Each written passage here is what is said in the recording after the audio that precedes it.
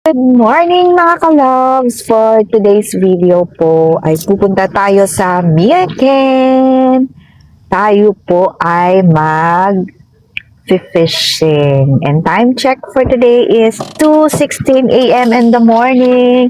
Ang aga namin gumising mga ka-loves. So see you later mga ka-loves!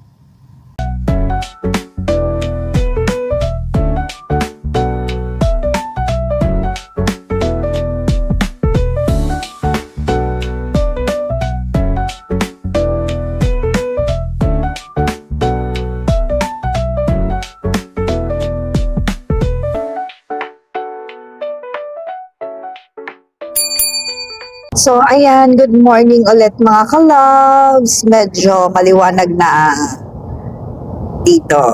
Nung umalis tayo, medyo madilim pa yung daan. So, ngayon, medyo maliwanag-liwanag na. So, time check, it's 4:51 in the morning. So, ang estimated arrival natin sa fishing area is 5:24 in the morning. So, meron pa tayong halos 20 minutes or 30 minutes na babiyahin mga ka-loves. So, the weather for today is not so good mga ka-loves kasi tingnan niyo po. It's makulimlim at umuulan-ulan here mga ka-loves kasi the other day may bagyo kasi po dito mga ka-loves.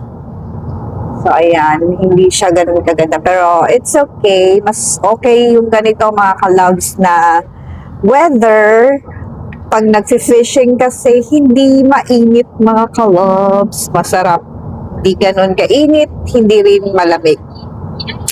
So, better to pag nag-fishing. Tapos, ayan, ang ating driver, mga ka-loves, medyo inaantok-antok siya. At least ako, nakatulog ako konti. Siya, inaantok daw siya, mga ka-loves. Kaya kinakausap natin si Happy Loves.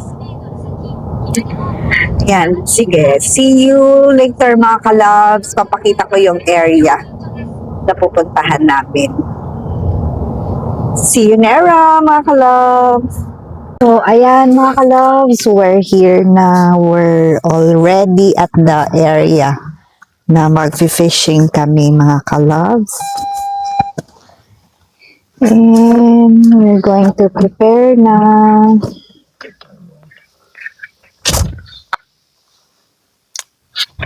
So, ayan mga ka-loves, nandito na po kami. And we're going to bring our gamit.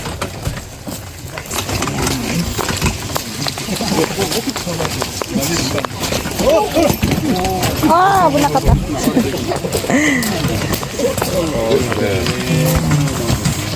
Ayan, so need pa nating sumakay ng boat mga ka-loves.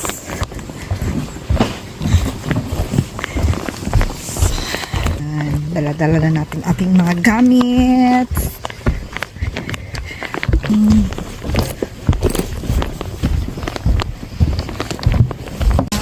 Nakaalis na.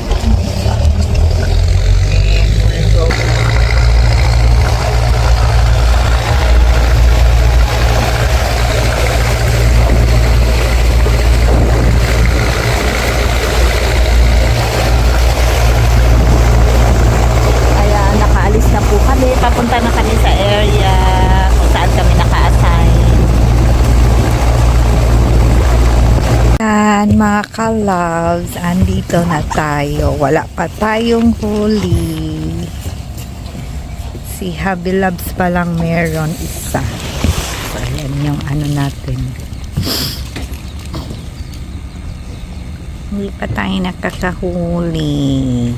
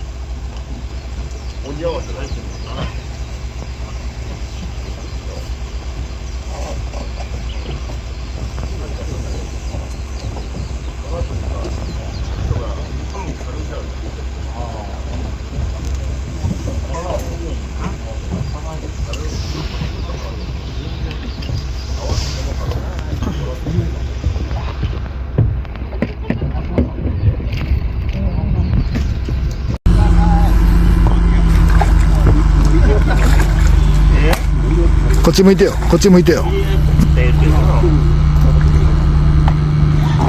Kuha ko mga kalabs. Yakba! Yakta! これ山下さんからって言ってるから。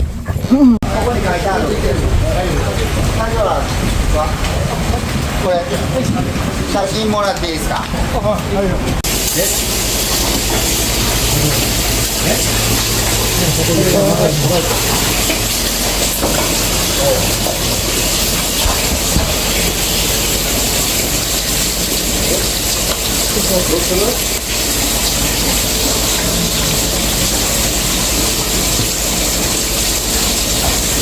Ayan mga ka-loves, dahil na kaming mag-fishing. We're going home na.